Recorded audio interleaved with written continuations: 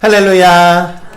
우리 영과 진리로 예배하러 오신 우리 믿음의 성도님들을 환영하고 축복합니다. 여러분 우리 목욕탕 다녀오신 지 얼마나 되셨습니까? 사실 요즘 목욕탕 코로나19 이후에요. 이 목욕탕 가는 인원이 많이 줄었다고 해요. 그런데 제가 이제 옛 기억을 좀 생각을 해보면 제가 어릴 적에 이 연말이나 또한 새해, 명절 때가 되면 이 목욕탕에 사람들이 가득했던 그런 기억이 납니다. 그래서 아버지 손을 붙잡고 사실 가기 싫은데 가서 아버지랑 깨끗하게 씻고요. 이 아버지가 사주시는 이 바나나 우유 하나 마시고 이 삶은 계란 먹으면 그렇게 행복한지 모르겠습니다. 그런 기억이 있습니다, 여러분. 여러분, 우리가 깨끗하게 씻는 이유가 무엇입니까? 우리가 이 새해를 맞아서 씻는 이유는 새로운 마음가짐과 바른 마음가짐을 갖고 싶기 때문에 그러한 의지를 다지고자 씻는 것이죠. 그런데요, 우리 영적인 문제도 이와 같다라는 거예요. 내 안에 묻은 이 영적인 더러움을 깨끗하게 씻어내야 한다라는 것이죠. 그러면요, 우리가 어떻게 하면 이 영적인 더러움을 씻어낼 수 있겠습니까? 바로 고린도전서 6장 11절의 말씀 우리 화면을 보시며 함께 합독합니다. 너희 중에 이와 같은 자들이 있더니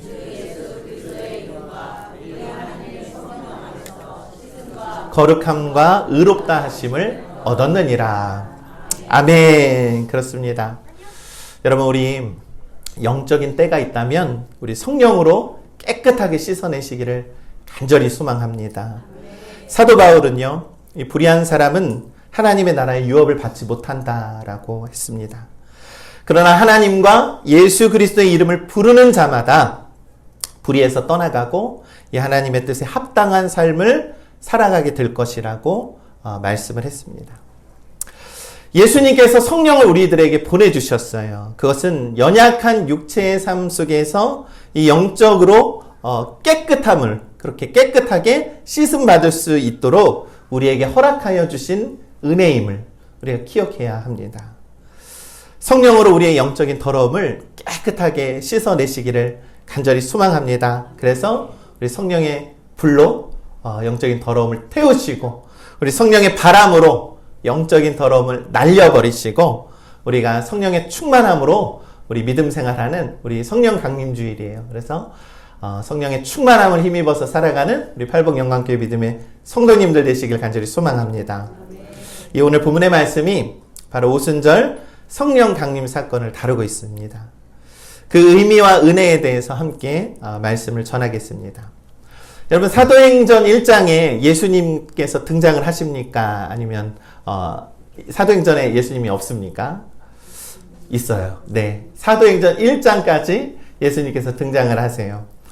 예수님께서 하늘로 승천하시기 전에 사도들에게 말씀합니다. 사도행전 1장 4절에서 5절에 사도와 함께 모이사 그들에게 분부하여 이르시되 예루살렘을 떠나지 말고 내게서 들은 바 아버지께서 약속하신 것을 기다리라. 요한은 물로 세례를 베풀었으나 너희는 몇 날이 못되어 성령으로 세례를 받으리라 하셨느니라. 아멘. 예수님께서 이렇게 말씀했다는 거예요. 성령은 무엇입니까? 하나님께서 약속하신 것, 하나님께서 약속하신 것을 너희는 지금까지는 물의 세례를 받았지만 이제는 성령의 세례를 받을 것이다 라고 예수님께서 제자들에게 그렇게 말씀했다는 거예요. 그렇다면 여러분, 제가 한번 질문해 보겠습니다. 여러분, 성령이 무엇입니까? 성령이 무엇입니까? 여러분, 스스로 이 성령에 대해서 정의 내려보신 적 있을까요? 어렵게 생각하지 마시고요. 예를 들어서 이렇게 설명을 할게요. 성령은 땡땡땡이다 라고 정의를 내려야 되는 거예요. 자, 예를 들어서 성령은 능력이다. 성령을 능력으로 우리는 믿고 살아가는 자들이 있습니다. 또 이렇습니다. 성령은 보이지 않는 예수님의 사랑이다. 우리가 예수 그리스도의 사랑을 잘 간직하는 사람들에게는 성령이 이와 같은 역할을 했다는 거예요. 그리고 또한 성령은 우리를 도우신다. 늘 우리가 힘들고 어려울 때에 성령은 우리를 도우시는 분으로 우리는 또 기억하기도 합니다. 여러분, 우리가 이렇게 말할 수 있는 것은요, 우리가 지금까지 살아오면서 이 삶 속에서, 신앙생활 속에서 성령에 대해서 경험하고 깨달아졌기 때문에 이렇게 정의 내릴 수 있는 것이죠. 그런데 여기서 중요한 것은요, 여러분들은 분명히 알고 있다는 거예요. 성령이 우리 곁에 계시고, 성령이 지금 나와 함께 하시는구나 라는 것을 알고 있기 때문에 우리가 성령에 대해서 정의 내릴 수 있는 것입니다. 여러분, 우리가 구분해야 하는 사실이 좀 있습니다. 우리가 성령의 신비라고 하면요, 이 하늘이 열리고 막 이렇게 비둘기가 막 이렇게 날리면서 막 불과 같은 막 신비가 막 내 몸을 감싸는 그런 느낌이랄까요? 여러분, 이것이 저는 이런 신비의 경험을 믿습니다. 여러분, 이것은요, 성령이 우리에게 주시는, 우리가 성령의 반응이라고 할 수 있는 거죠. 그러니까 무조건적으로 이것이 성령 받은 사람이라고 정의 내리는 것이 아니에요. 성령을 받으면요, 주여 주여 부르짖으면서 기도할 때에 나도 모르게 방언이 나옵니다. 또한 우리가 정말 간절히 기도할 때에 주여 주여 기도할 때에 막 눈물로 막 가슴이 뜨거워지는 그런 경험이 있을 것입니다. 그것이 바로 성령님이 여러분들과 함께하고 계시다라고 하는 그러한 성령의 반응이 우리 몸에서 나타난 거예요. 그것이 바로 성령의 반응이라는 거예요. 그렇다면 다시 한번 질문해 보겠습니다. 그렇다면 여러분 안에 성령이 계십니까? 아멘. 여러분 안에 성령이 계십니까? 아멘. 아멘. 여러분 안에 성령의 충만함이 있습니다.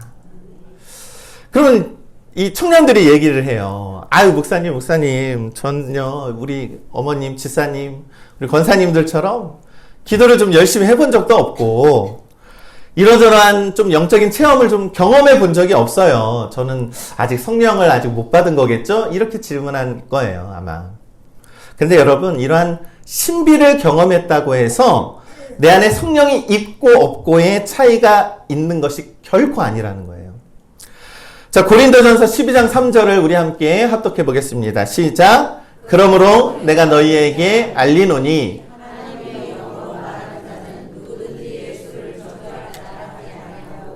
또 성령으로 아니하고는 누구든지 예수를 주시라 할 수 없느니라. 아멘. 그렇습니다. 우리 안에 성령이 있으면 예수를 저주할 수 없다는 거예요. 반대로 우리 안에 성령이 없으면 예수를 나의 구주라고 고백할 수 없다는 거예요. 내 안에 성령이 있는지 아직도 잘 모르겠습니까? 아니요. 우리 믿음의 청년 여러분, 여러분들 안에 성령이 충만하게 있습니다. 우리 안에 성령의 충만함이 있습니다. 로마서 8장 9절에는 이렇게 말씀했습니다. 누구든지 그리스도의 영이 없으면 그리스도의 사람이 아니니라. 성령이 내 안에 없으면요, 예수 그리스도가 믿어지지 않는 것이고요, 성령이 내 안에 없으면 교회 올 이유가 없다는 거예요. 성령이 우리 안에 없으면 하나님의 자녀라고 고백할 수 없는 것이고, 우리 성령이 우리 안에 없으면 하나님과의 관계와 나와는 아무 상관이 없다라는 것이죠. 그런 의미에서 여러분들은 성령을 받은 줄을 우리는 믿습니다. 성령이라는 것은 예수 그리스도를 믿게 하는 힘입니다. 예수 그리스도를 믿게 하는 능력이에요. 성령이 오시는 그 이유는요, 예수 그리스도를 믿는 그런 믿음을 우리들에게 갖게 하는 것이고요, 그로 인해서 구원받은 믿음의 성도로 살아가라고 거저주신 하나님의 값없는 은혜라는 사실을 우리가 꼭 기억해야 합니다. 여러분이 성령 값없이 받았어요. 우리가 값없이 받았다라고 하는 거저받았다는 거예요. 그런데요, 그것을 위해서 주님이 우리를 대신해서 모진 고난을 당하셨다는 거예요. 우리 믿음의 청년 여러분, 여러분들 안에는 분명히 성령이 있어요. 여러분들과 함께 하시는, 늘 성령님은 여러분들의 삶에 늘 함께 하셔서 어려울 때에 도와주시고 지혜를 발휘하게 하고 용기를 주실 줄 우리는 믿습니다. 제가 그림을 하나 준비를 해봤습니다. 우리 그림을 보면서 오늘 성경의 말씀을 한번 보도록 할게요. 이 그림을 보시면요, 이 여러 사람들이 성령을 받는 이 마가의 이 성령 강림절을 표현한 그림입니다. 이 마가의 다락방에 이 120명의 정말로 많은 사람들이 모여서 기도하기 시작하는 거예요. 모여서 기도하는데요. 성령이 어떻게 임했다라고 합니까? 오늘 본문의 말씀입니다. 사도행전 2장 1절에서 4절의 말씀에 성령이 어떻게 임했냐면 첫째로 강한 바람으로 왔다라고 합니다. 그리고 둘째로 마치 불의 혀처럼 각 사람의 머리 위에 불꽃이 있다라고 성경 기록하고 있어요. 그리고 셋째로 성령의 충만함을 받아서 다른 언어로 말하기 시작했다라는 거예요. 사도행전은 기록한 누가의 기록을 보니까 첫째로 성령을 바람과 같이 임했다라고 성경은 말씀합니다. 여러분 우리의 신앙이 이와 같다라는 거예요. 성령이 오기는 온 것 같은데 언제 어떻게 왔는지 우리가 모르고 살아갈 때가 너무나도 많이 있다는 것입니다. 여러분 요한복음 3장에는요. 예수님과 니고데모의 대화가 많이 나와요. 제가 굉장히 예화를 많이 들어서 설명하는데요. 이 요한복음 3장의 이 니고데모와 예수님과의 대화는요. 신학적으로 너무나도 많은 것을 담고 있어요. 니고데모는 전형적인 믿음을 혹은 성경을 지식으로 이해하는 자예요. 여러분 그는 성경에 있어서 달달달달 외우는 박사예요. 그러니까 성경 퀴즈를 하면 만점 받는 사람이었던 거예요. 그는 신학에 대해서도 모르는 게 없어요. 그래서 논쟁하는 걸 좋아하고 논리정연하게 설명하는 것을 좋아하는데 여러분 오늘날 우리가 이성적으로 판단하고 과학적인 근거와 합리적인 사고를 믿는 사람들에게 믿음을 설명하라고 한다는 것은 너무나도 어려운 일이거든요. 그런데 니고데모가 한밤중에 예수님을 찾아서 묻는 거예요. 예수님, 당신은 하나님께로부터 온 그런 선생님입니까? 아니 하나님이 보내주신 마법사예요? 이렇게 물었어요. 그러지 않고서야 어떻게 당신은 그러한 기적과 같은 표적과 같은 일들이 막 일어납니까? 라고 물었던 거예요. 그러니까 도저히 자기의 상식에서는 이해가 되지 않는 거예요. 그런 예수님이 그런 그에게 이렇게 대답을 합니다. 내가 진짜로 너에게 얘기를 하는데 물과 성령으로 거듭나지 아니하면 너 그거 끝까지 믿어줄 수 없다라는 거예요. 그러면서 예수님이 이렇게 성령이 어떻게 임하는지에 대해서 요한복음 3장 8절의 말씀에 대해서 설명을 합니다. 함께 읽습니다. 바람이 음이로 불매 내가 그 소리는 들어도 어디서 와서 어디로 가는지 알지 못하니 성령으로 난 사람도 다 그러하니라. 아멘. 여러분 여기에서 예수님은요. 너가 성경을 많이 알고 이론적으로 많이 알아도 너가 가진 지식, 그러한 우월주의, 너가 가진 교만한 자존심 그거 내려놓지 않으면 내가 아무리 설명해도 너는 믿을 수 없다라는 거예요. 여러분 이 세상에 그런 사람들 많이 있잖아요. 여러분 우리 안에는 고집이 있는 거예요. 내가 기도하고 신앙생활을 하고 내 세상에서 살면서 우리 똑같은 실수 반복하며 살잖아요. 자꾸 꺾이지가 않아요. 내 자존심이 꺾이지가 않아요. 하나님 앞에서 무릎 꿇는 거 어려워하고 하나님 앞에서 머리 숙이는 거 어려워합니다. 그런데 막 우리에게 바람이 부는 거예요. 그런데 우리는 그 바람에 맡기는 것이 아니라 부러지지 않으려고 안간힘을 쓰면서 이 세상을 살아가고 있는 것이 바로 우리들의 모습이라는 것이죠. 여러분 바람은 눈에 보이지 않지만 느껴지잖아요. 성령도 이와 같다라고 예수님이 말씀하는 거예요. 성령의 바람이 우리 안에 불어온다라는 것은요. 나의 중심이 흔들리는 것이고 나의 자존심이 꺾이는 것이고 나의 모든 자존심이 무너지는 것을 의미하는 것입니다. 진리를 알게 하시는 하나님의 은혜임을 우리를 믿으시길 간절히 소망합니다. 여러분 우리 세상을 살면서 죄 짓고 살 때 얼마나 많이 있어요. 거짓말하죠. 남 막 비방하고 험담하죠. 남을 막 짜증내고 정말로 비방하는 일들 많이 있어요. 우리 남편들 우리 세상 일 하다 보면은 정말로 술 막 먹고 1차, 2차 막 고주망태 돼서 돌아올 때 많이 있을 거예요. 여러분 충분히 이해합니다. 그런데요 여러분 내가 정말로 남을 험담하고 비방하고 정죄할 때에도 내가 더 이상 이러면 안 되지라고 하는 생각이 들 때가 있어요. 우리가 술을 먹으면서 막 나의 삶을 막 놓아버리고 힘들다라고 할 때도 내가 이러면 안 되지라고 할 때가 있는 거예요. 여러분 이것이 바로 성령님께서 여러분들 심령 가운데 불어오고 있다는 거예요. 여러분, 우리 믿음의 청년들, 우리 취업 준비하고 공부하고 시험 준비하잖아요. 한계를 분명히 느껴요. 하나님 좀 도와주세요. 이런 생각 들잖아요. 자, 시험 보기 위해 면접하러 갔어요. 여러분 마음에 두근두근 떨림이 가득해요. 그때 누구 생각합니까? 하나님 좀 도와주세요. 여러분들 마음속에 성령의 바람이 불어오고 있다라는 거예요. 그것이 바로 성령의 감각입니다. 여러분. 성령의 감각은요, 얼마나 언제든지 우리에게 불어오고 있기 때문에 우리가 그것으로 인해서 죄로 인해서 벗어날 때가 많이 있었고, 우리가 그것으로 인해서 용기를 발휘할 때가 있었어요. 우리가 그것으로 인해서 정말로 하나님의 은혜에 감격하며 살아가는 그 순간이 있었다라는 거예요. 그런데 우리는 그 바람이 불어오고 있는데도 이거 아니야 라고 하면서 자꾸 꺾이지 않으려고 하는 자존심으로 이 세상을 살아가고 있다라는 것입니다.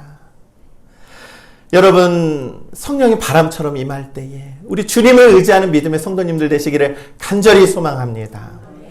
여러분, 성령 받을 때 우리는 어떻게 변화됩니까? 우리가 어떻게 됩니까? 변화되는 거예요. 여러분, 용기를 얻을 수 있고요. 여러분, 다시 살아갈 수 있는 힘과 능력을 얻을 수 있어요.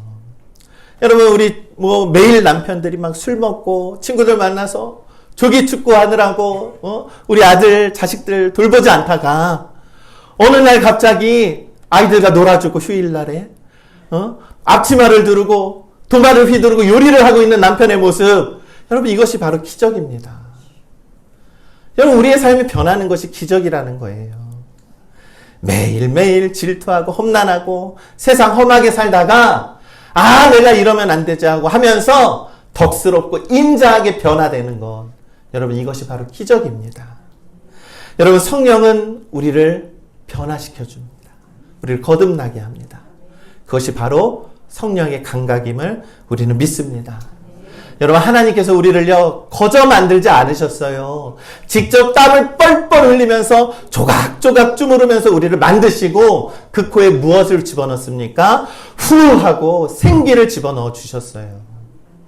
우리 안에는 하나님의 영이 없이는 살아갈 수 없는 존재라는 사실이에요.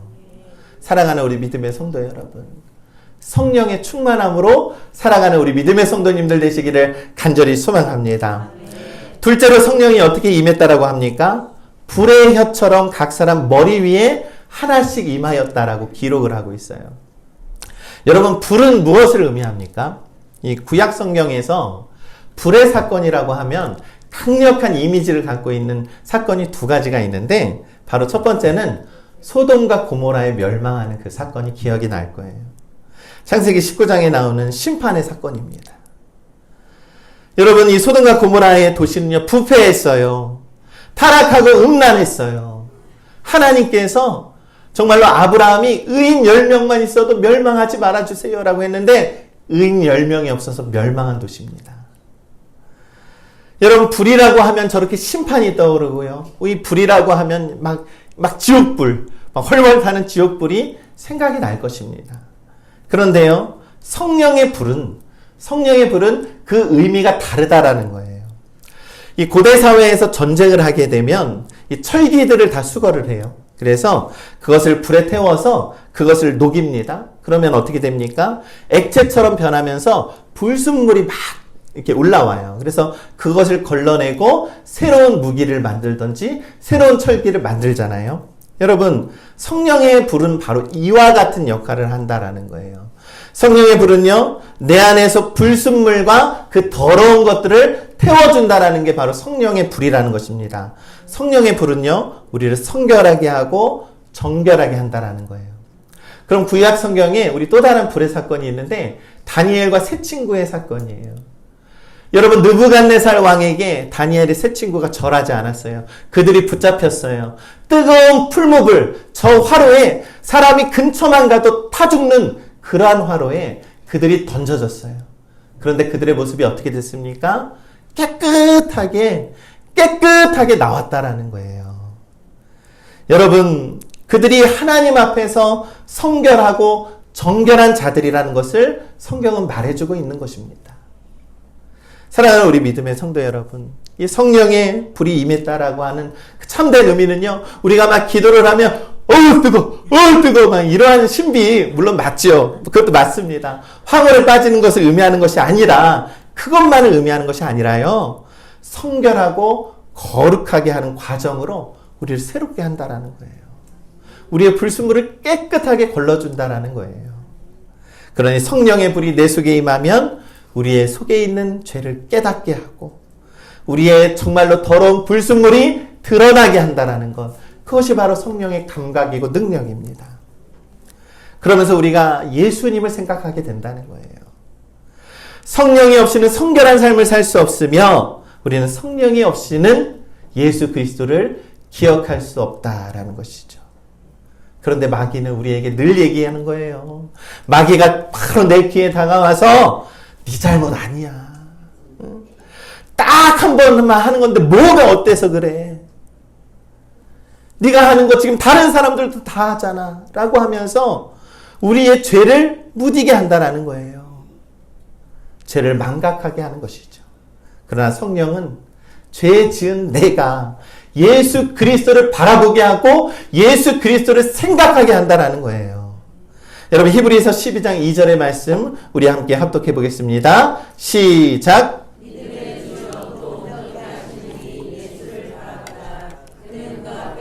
기쁨을 위하여 십자가를 참으사 부끄러움을 개의치 아니하시더니 하나님의 보좌 우편에 앉으셨느니라. 아멘. 성령은 예수 그리스도를 바라보게 합니다. 성령은 예수 그리스도를 자꾸 생각나게 합니다. 아, 내가 지금 예수님과 함께하고 있구나. 아, 내 곁에 예수 그리스도가 있지 않느냐라고 성령이 우리들에게 말씀하고 있는 거예요. 내가 너희와 함께하리라고 약속했잖아.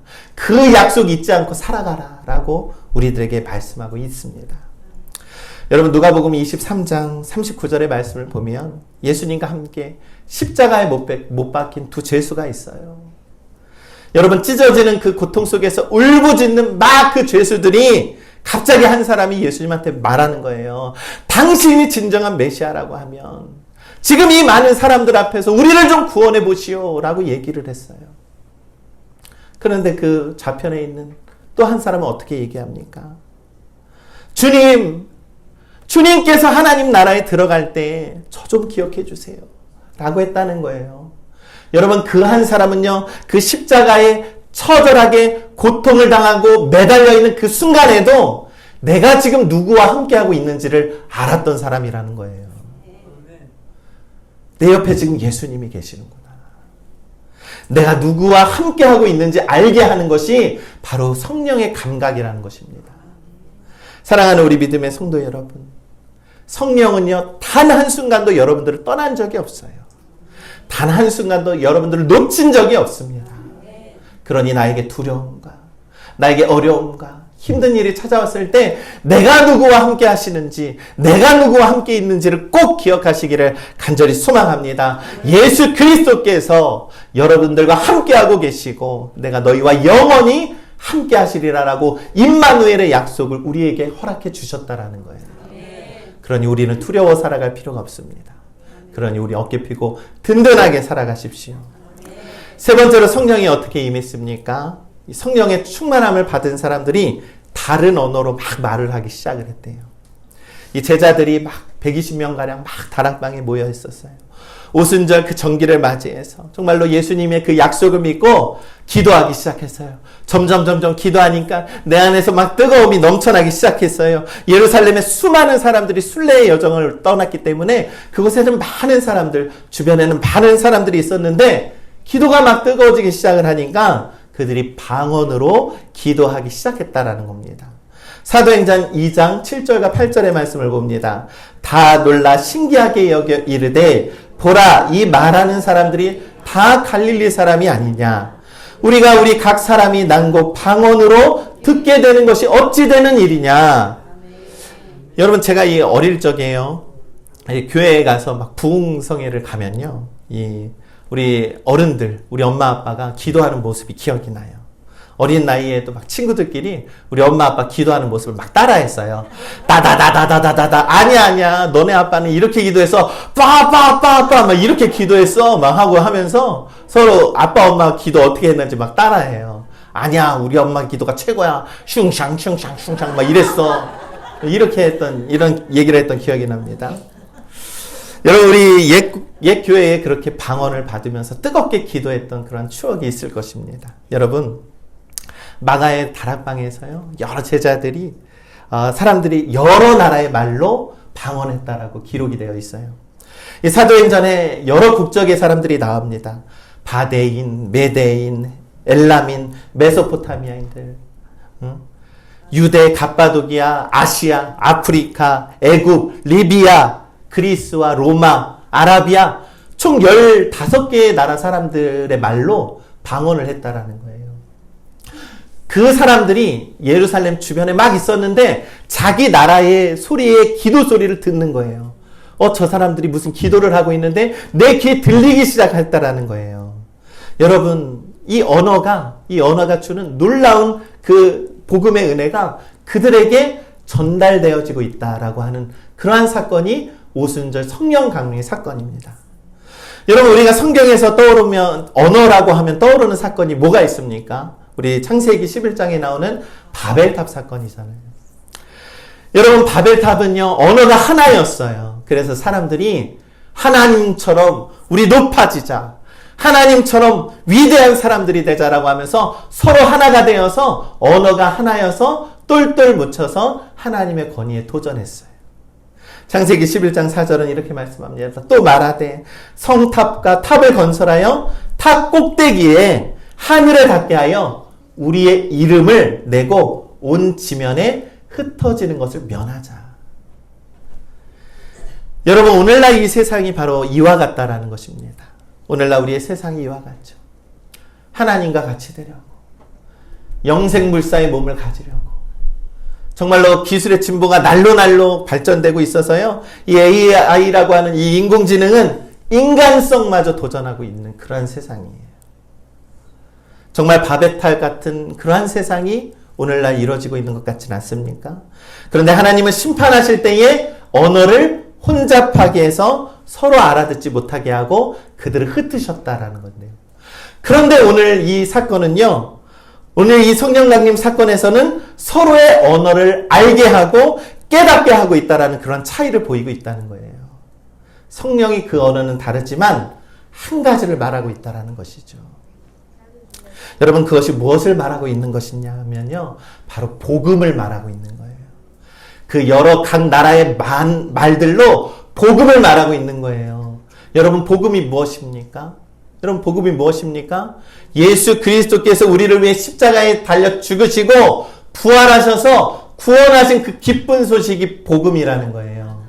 그러면서 각자의 말로 말을 합니다. 기도합니다. 예수님은 진정한 하나님의 아들이고 그 죽음의 권세를 이기시고 살아나셨다라고 하면서 스페니쉬로 얘기를 하고 아랍어로 얘기하고 정말로 그들의 많은 방언의 말로 말을 하고 있었다라는 거예요.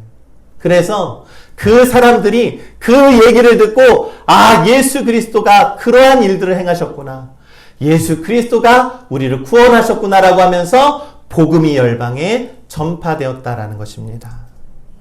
여러분, 너무나도 놀라운 사건 아닙니까? 여러분, 수많은 사람들이 그것을 깨달았지만요, 사도행전 2장의 말씀을 보면 어떤 이들은 조롱하여 이르되 그들이 술에 취하였다라고 하더라 라고 말하고 있어요. 아무리 이 세상 이 땅에요, 복음이 전파되는 그 어느 곳에서도 주님의 복음을 받아들이는 자들이 있지만 여전히 주님의 복음을 믿지 못하고 불신앙하는 자들이 있다라는 것입니다. 우리 믿음의 성도 여러분, 성령이 우리에게 임하면 무엇입니까? 너희가 권능을 받고 예루살렘과 사마리아와 유대와 땅끝까지 이르러 내 증인이 되리라. 누구의 증인입니까? 예수 그리스도의 증인이 된다는 거예요. 여러분, 예수 그리스도의 증인된 삶을 살아가고 계십니까? 여러분, 우리가 어떻게 살아야 하는지 알고 있어요. 여러분, 내가 주님의 거룩한 백성이고 하나님의 거룩한 하나님의 자녀이고 하나님 나라의 거룩한 백성이라는 것을 알고 있어요. 자녀답게 살아가고 계십니까? 그런데 왜 자꾸 우리는 세상 속에서 주눅 들어 살고, 왜 세상 속에서 어깨 늘어지고 이렇게 열등하고 답답하게 살아가냐 이 말입니다. 성령이 우리에게 임하면요, 우리를 변화시켜 주신대요. 성령이 우리에게 임하면 그 성령의 뜨거운 것이 우리를 기쁘게 하고 감사하게 하고 우리를 변화시켜 주시는 그 주님의 능력이 우리 가운데 있음을 우리는 믿습니다. 그러니 두려울 것이 무엇이 있습니까? 그러니 우리 어깨 피고 든든하게 살아가는 우리 믿음의 성도님들 되시기를 간절히 소망합니다. 여러분, 성령의 감각이라는 것은 분명합니다. 바로 내 안에 예수 그리스도가 계시다라는 것을 알게 한다라는 거예요. 아, 나는 하나님의 거룩한 자녀구나. 아, 나는 하나님의 거룩한 백성이구나. 아, 내 옆에 예수 그리스도가 함께 계시고 있구나. 여러분, 이 감각 여러분 알고 계시잖아요. 자꾸 외면하며 살아가지 마시고 성령의 바람이 여러분들 심령 가운데 불어올 때 주님의 손을 붙잡는 우리 믿음의 성도님들 되시기를 간절히 소망합니다. 여러분들은 그 감각을 분명히 알고 있습니다. 그 감각으로 인해서 우리는 도움받으면서 살았습니다. 그러니 우리 두려워 어깨 피고 주눅 들고 살아가지 마시고 성령의 능력을 힘입어서 우리 새 힘을 얻고 승리하며 살아가는 우리 믿음의 성도님들 되시기를 주님의 이름으로 간절히 축원합니다. 우리 함께 찬양하며 결단의 기도하겠습니다. 성령이 오셨네.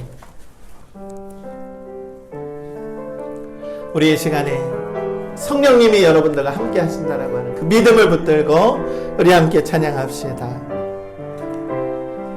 허무한 시절 지날 때, 허무한 시절 지날 때, 깊은 한숨 내쉴 때, 그런 풍경 보시며 단식하는 분 있네. 그와 같이 너희를 버려두지 않으리. 내가 너희와 영원히 함께하리라. 성령이 오셨네. 성령이 오셨네. 성령이 오셨네. 내 주에 보내신 성령이 오셨네. 우리 인생 가운데 이미 찾아오셔서 그 나라 꿈꾸게 하시네. 억눌린 자 갇힌 자, 억눌린 자 갇힌 자, 자유함이 없는 자, 자유함이 없는 자, 피난처가 되시는 성령님 계시네. 주의 영이 계신 곳에 참 자유가 있다네. 진리의 영이신 성령이 오. 믿음으로 고백합니다. 성령이 오셨네. 성령이 오셨네. 성령이 오셨네. 내 주에 보내신 성령이 오셨네. 우리 인생 가운데 진이 찾아오셔서 그 나라 꿈꾸게 한 번 더 고백합니다. 성령이 오셨네. 성령이 오셨네. 성령이 오셨네. 내 주에 보내신 성령. 우리 인생 가운데 진이 찾아오셔서 그 나라 꿈꾸게. 우리 한 번 더 고백합니다. 성령이 오셨네. 성령이여. 성령이 오셨네. 성령이 오셨네. 내 주에 보내신 성령이 오셨네. 우리